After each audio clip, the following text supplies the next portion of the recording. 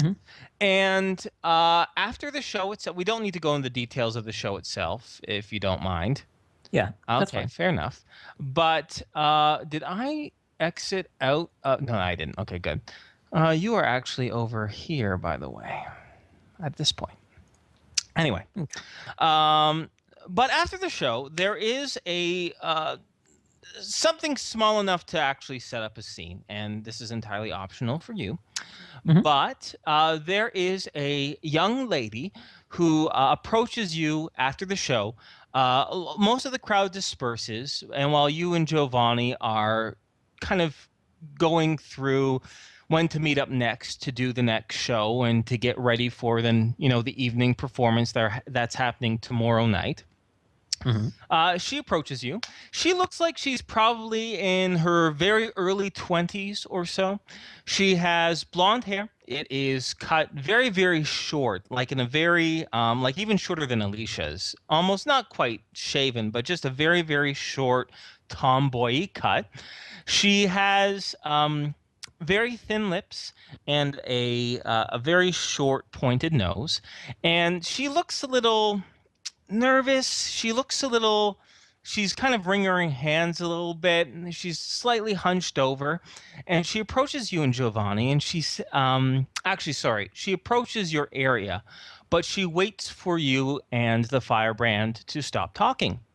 And, Hmm. and at that point, once there's a break in the conversation, you can kind of see her giving you just a shy little wave, trying to get your attention.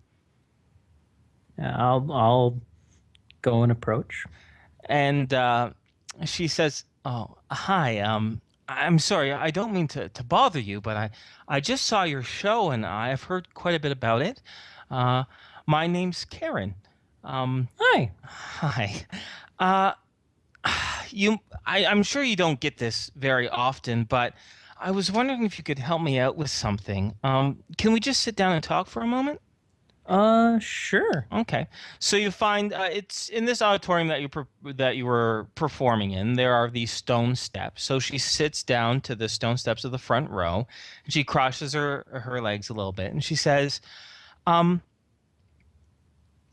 I don't mean to get too much into, who you are, but you can like that wasn't, a trick, right? You can actually produce flame from your hands and with your brain.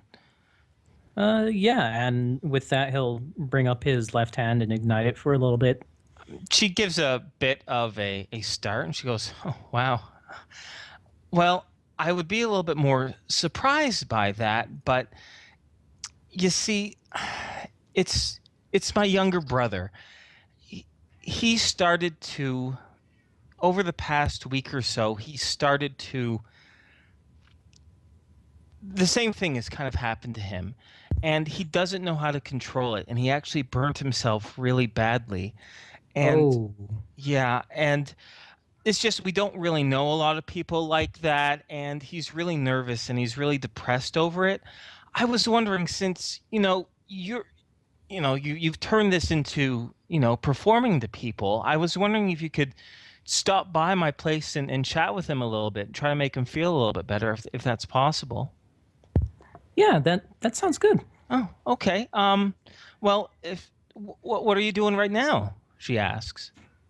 Um, Actually, not much. Let me check with the firebrand. Okay, sure. Um, and he's gonna go over and ask, Sure. Is Right now, Giovanni, he's taking a cigarette break, in which he takes out just a roll of his smokes and lights it with the tip of his finger. He takes a puff. He goes, "Oh yeah, what is it, Tom? You got a." He kind of gives a bit of a smile. You got an admirer over there? yeah, kinda. Mm-hmm. I was wondering, is there anything that you need me to do today? Oh no, no, don't worry about that. You go have fun. All right, I'll see you later. Okay, see you. And Tom's gonna head back to Karen. Okay, excellent. And oh yeah, so you check, and Hmm.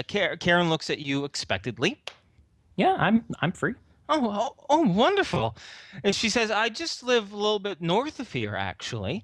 It shouldn't be too far. Why don't you say hi to him now?" Sure. Let's Okay. go. So she seems a little bit more relaxed, a little bit happier at this point. She was looking around kind of sheepishly, not really sheepishly, not really nervously. Anyway, she was looking around a bit, but now she's in a bit of higher spirits, let's just say. Mhm. And she leads you to her home, which is in the north side of Laszlo. It is an older part of the neighborhood. As you can tell, the streets definitely do need a little bit of repair. Something you can take back to Al. But there are police patrols and decent landscaping upkeep. Doesn't make it seem really run down, just old. She takes you to a single-story brown brick home with a white roof. And she opens up the door and she invites you inside. And inside is a very simply decorated home. A few mirrors, a small kitchenette, a small living room with a love seat and a couple chairs. Her coat is hanging by the side of the door. The interior is both brick plus some local everything. All the other furniture is just made of wood. And you can see a man.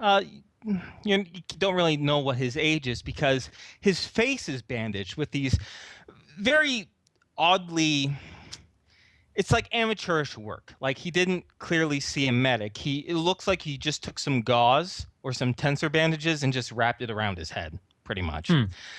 And he's sitting there. He's about 5'10" or so. He's sitting down on the chair, face towards the door, and you hear muffled underneath the bandages, "Oh, you're back. This must be the guy you're talking about." And Karen gives an excited nod, and she gestures for you to go and meet her brother.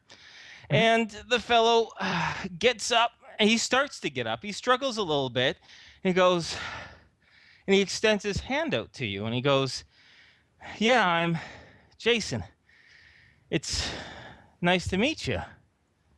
Tom, I'll go and take his hand. Nice to meet you too. All right. Wonderful. He gives a shake, and his handshake is very, very firm. He actually almost doesn't shake your hand so much as he grips it. Roll a d20 for me. Okay. Okay, what did you get? 7. Do I Okay. need to add anything? No, not yet. I see Okay. your character sheet, so we're good. Okay. As you shake Jason's hand, you feel 2 sharp prods hit your back as a jolt of electricity ripples through your system, knocking you unconscious. Okay. Now, this next bit that's going to happen is that I'm not going to take your agency away from you. And by the way, for you guys listening right now, I did hint at this a little bit, so I do have Burns' implied consent. So I'm not just surprising it on him. So what's going to happen is I'm going to have you roll saves versus non-lethal poison. And if you succeed on the save, it means you're able to wake up. Your mind is clear and you can act for like 30 seconds. All right. Yeah. If you fail, you are going to see blurry images, hear sounds, but you're just not able to ask. I mean, you're not able to physically act. Yeah. However, there are also you're going to have several opportunities for this. I will just have you roll right now. But right now, things just fade to black. Okay. Cool? Yeah, sounds good. Now, I know you guys heard this, and I promise you guys are going to find this out. You're going to find out you're going to find out what happened to Tom easily enough. But for now, for the next hour or two, you're going to have to pretend you didn't hear any of this, and we're going to just finish up what you guys had going for the afternoon. Okay. Ruby? All right. Did he die? No, he didn't die. Okay, he didn't okay. die. He's not dead. So act I like so Tom wanted to isn't like here. say Got to it. Burn, like out of character, like this seems like a trap. I don't. Yeah, I was thinking that too. I was like, man, this seems really sketch, but whatever. You know the sad part is I was thinking that too, but even if I was thinking it, I'd still have gone. You know? Yeah, same. Yeah. Fair enough. Okay, so. Oh my god, I'm so nervous. I didn't think this is gonna work. Anyway. I feel bad now Oh. for typing the Tom and Karen sitting in a tree? Well, not in a way, not quite. They're not sitting in no tree. Question. Anyway. Getting it tased in the back. Oh yeah. So what I'm going to do is I'm going to just go back and finish up what you guys are doing for the afternoon, and then we're going to just propel the whole Tom thing forward. I'm going to have you start rolling dice. I'm going to let you know what you see. So, but let's wrap things up here for the afternoon, because it will be a couple hours before anything regarding Tom will happen.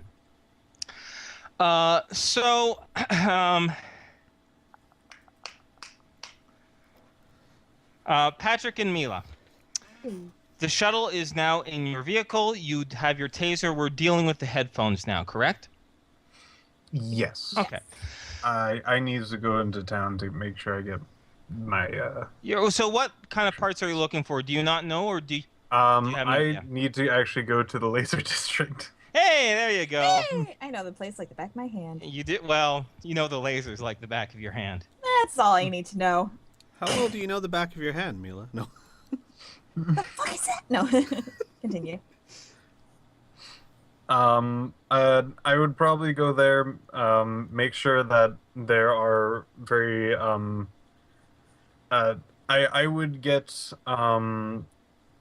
general, like small laser equipment and probably I would probably ask about how the front, laser show, maybe if anybody can actually talk about the technical aspect of it. Well, the poor store clerks, there's 3 store clerks in there. None of them are the owners, and they confess that they didn't rig things up. They know a little bit about how lasers work, but nothing that intricate. Oh, Sorry. do you know at least the hardware used for all that? Oh, well, yeah, do they have the hardware that you want to purchase? To Or to make a light show? make a light show. Oh, yeah, no, they do sell it. Yeah, they definitely sell it. They just don't know the, it's like, turn it Okay. on. This is what Then happens. then I will figure it out. Okay, yeah, you can reverse technology it. So purchasing one of those laser entertainment units will be a cool 1,000 credits. They're not all that common. All right. So I'm most likely going to need to take a few steps back and forth for a trip to get all of the particular lights that I need and Mhm. also lasers. Okay, And all of right. course the laser show. All right, so tallying that all together then for you is, I would say, let's just make it even 1,300 credits. All right then.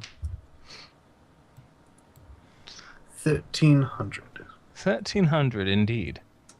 Indeed. All right. Okay. If it's still on me, I guess Yeah, I'll. yeah, I'll we'll finish it describe up them. your stuff here. No problem. I will need to ask Mila for her headphones to work on it for the lights. Mila like puts her hands on her headphones and shakes her head. Do you want me to work on it while it's on your head? Mm-hmm. All right then. Okay, that was easy. Yes, I'm gonna have to ask you to not move a few times, but I Well, can do that easily. Mila's swaying back and forth. Don't move for like 6 hours. All right. This is gonna be So good. Mila is still just swaying a little bit, right? Yes. All right, -10 to your roll checks there, Patrick. Same All right, check then. as with the Baby. you only need to do it. We'll say you do 2 checks. We'll have you 2 checks to do 2 checks to complete the task. Same skill as before. all right. No Alright problem then. with that. You managed to install the photoreceptors really well, and they're interacting very well. Now it's just linking up the power source to the light source and installing that. All right. Ooh!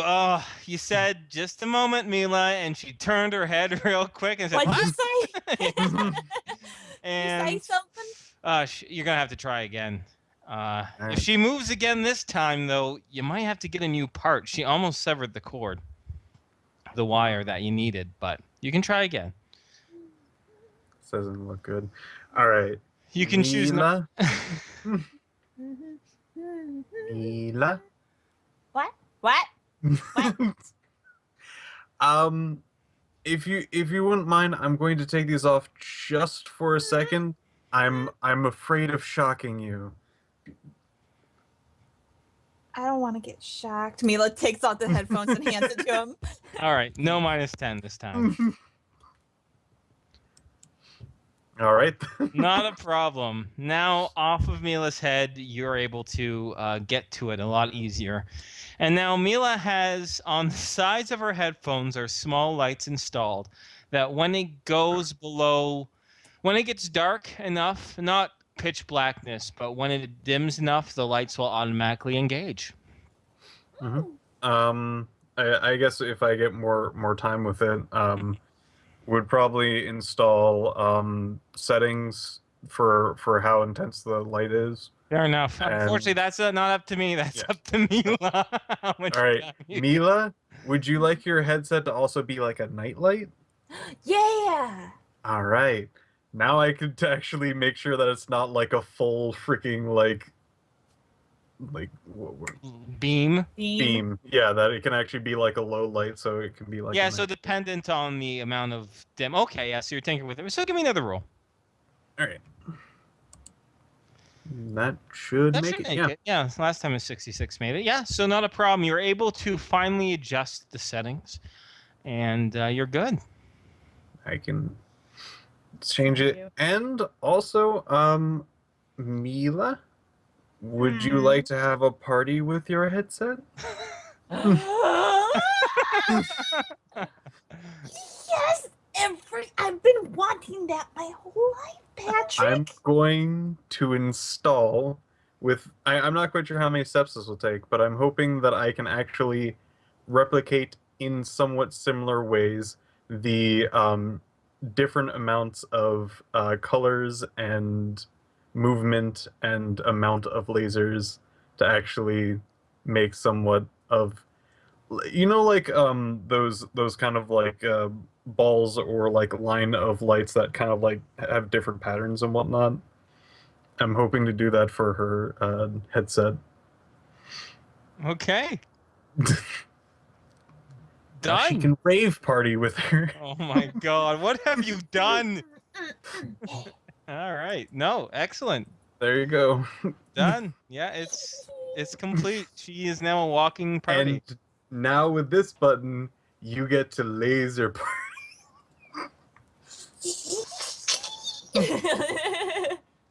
I put It's in like- 3 modes, so if you get bored with one, you can switch to another. Yay! I like modes. Okay. Cool. All right, and that's the rest of your afternoon. Is it fair enough to assume, Al, that you'd come back for dinner?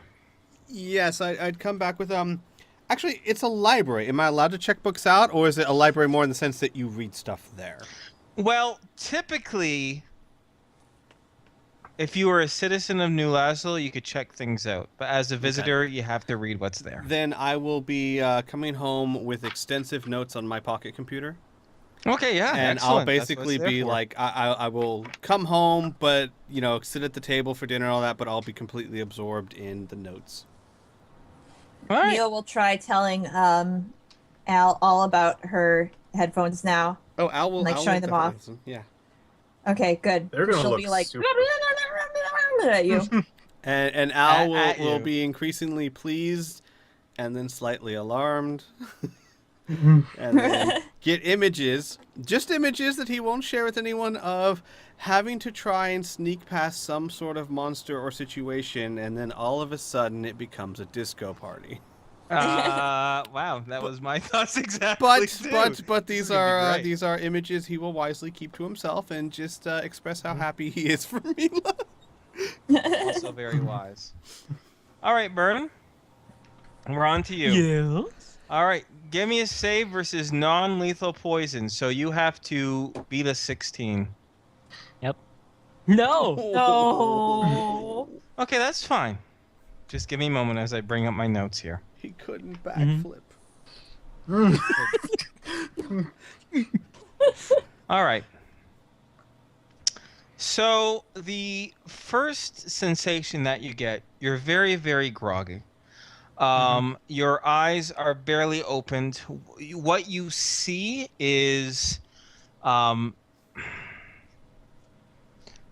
don't see very much. You just feel a sensation, which is you being carried to the back of a vehicle by a few mumbling voices, one male, one female, until you feel the cold touch of metal underneath, tough metal underneath your back and your side, as you're clearly put into some sort of confined space, and you hear an engine going, and you feel yourself driving slowly somewhere.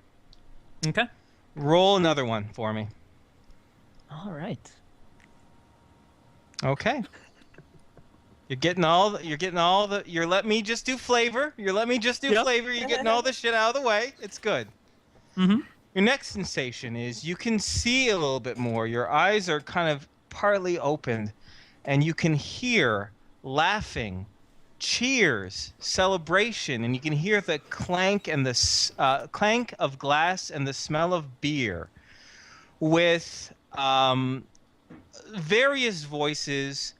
You can't see any faces, but you do see pant legs. The color is blue and white and gray, it looks like.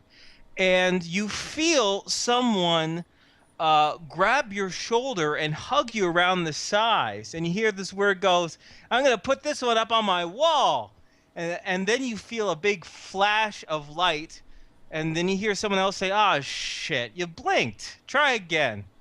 And sure enough, you feel that hug sensation as you are being posed and manipulated like some sort of trophy. Mm-hmm. And things fade to black again. All right? Okay. I'm going to quickly use the washroom because I might piss myself, and I'll get right back on to this, okay? No, You know what? this is I will be good. back as well. Burn, Okay. this is good. Don't pee People only yourself. take pictures of people they like. Yeah, definitely. You're I being think this date is hugged, going very well. You're getting This pictures date- taken care of. Oh, Yeah, no. you have fun. Al? Does he have his clothes on? This date is going Oh, really God. well. This date is going fantastically, Oh, Burn. dear. Yeah. Yes, I will be right. Oh God. Sometimes Tom reminds me of Robbie. He's like, "I don't have a girlfriend." Wait, do I have a girlfriend? This is date? I don't. Is this date? Poor Tom. We're doing a night show. I She's seriously, a when you were baby. installing that, my first thought was like, I'm gonna be trying to sneak somewhere. Mila's gonna have to throw a party. This is not going Hey, to end Al, well. look at this. This is not Everybody going to dance now. My next thing is to install it to make sure that it matches with the music. Yes. end. Oh gosh. I'm back. What are you oh-goshing about? Patrick wanting to match the music with the light show on my head. That would be a different time. Because I would actually have to do some freaking programming for that. I'm just reading the chat while this is going on. They're like, "Oh no, more pictures." I'm like, no, they're not. No, they're not the same type. It's a different type of No, picture. I was telling Burns this is a good thing, because he's getting hugged and people are taking pictures of him. Uh-huh. Yeah, Mm-hmm. Yep. It's gotta be Yep. good. this yeah. date's going really well. This date's going awesome. No. She must have took him to see the family, and they're Right? loving him. And They're moving really Best- fast. Best date knew Laszlo. Okay. Yes. All right. Once again, we're gonna be swapping focus from the group and you, Tom, but you still have plenty more roles and plenty more opportunities to act. You threw a couple ones, but that's fine. It's all good. Mhm. We're good. So, for dinner time, Tom isn't back. which is a little strange, but probably not completely unheard of. And it's up to you guys whether it's during dinner or just before dinner, but around 5:45 or so, there is a knock at the behemoth's door. I'll get it. Okay. Meanwhile, you open up the door and you find Giovanni the Firebrand Bonfield. He's 5'9", wiry, thin, with auburn hair that's shortly cut, and he's smoking right now too. And he kind of gives a bit of a half smile and he goes, "Oh, hey Mila, is Tom around? There was something I forgot to mention to him." No, he isn't home yet. Oh. Look at my headphones. Oh yeah, they're great. He kind of gives, but he looks more amused with you saying that he's not home yet. Gives a bit of a chuckle and goes, "Oh, okay, all right. Well, tell you what, when Tom does show up, you tell him Giovanni's looking for him, but he can take his time. He's probably just experiencing his first little taste of being a celebrity, you know. Eh? Huh? No, don't worry about it. Anyways, I'm just staying on the campground there. He knows where my trailer is, so just send him my way if he's back tonight, okay?" If he's back tonight. Never mind, he says, and he gives a bit of a chuckle and shakes his head and walks away. Bye. Bye, Mila. All right, Tom, roll me another check here. Okay. 1-1. Yes! Oh my god. How is this? Okay, that's fine. Hey, I don't know. don't worry, Tom. I'm sure this isn't what you expected. I am being fair, though, right? You're just rolling like shit. Okay. You're being fair. It's the RNG god that's being a dick. Okay, that's Oh fine. my god. You know what? It's fine. I'll just give you another little taste of what happens, okay? Yeah. This time, it's the prick of a needle piercing your flesh right above your bicep that stirs you to semi-consciousness. Once again, it's a blur, but you know where you are. It's rather dark, and you only just hear a rough voice that sounds somewhat familiar. It's a male voice that says, "That kid doesn't look so tough. Shit, I can't believe we're gonna get 10 million credits for him." And then it fades. Mm-hmm. Okay. Okay. Mila, Yeah. around 7 o'clock, something very unusual happens to you. Is it fair enough to say that you've traveled with the group enough and with Tom to say that you've established some sort of friend relationship? Oh yeah, Mila loves Yeah. all of them. Yeah, okay, good. So, because this is emotionally linked. This has never happened before. Typically, sometimes you get these visions when you concentrate very hard on it, or they come to you during a dream.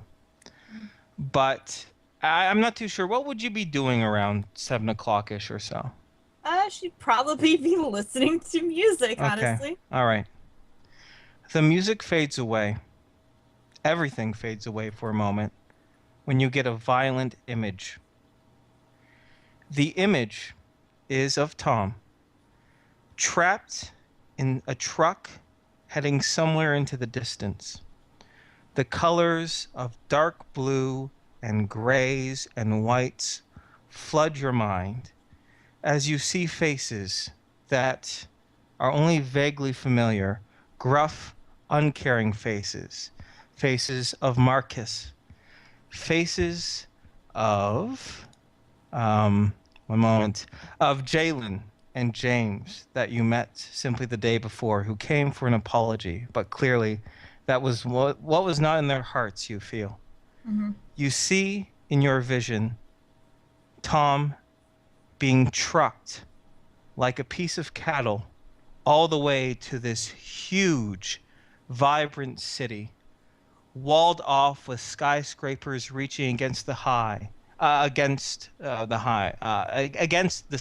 sorry, of men in black armor and white skulls surrounding this convoy. Another vision of a small trial of black and red banners hanging with skulls on it, with Tom sedated and scared and bleary-eyed, trumped up on various charges. The final vision is the most disturbing. It is broad daylight in a foreign and friendless town, in which Tom is wheeled out towards a center square.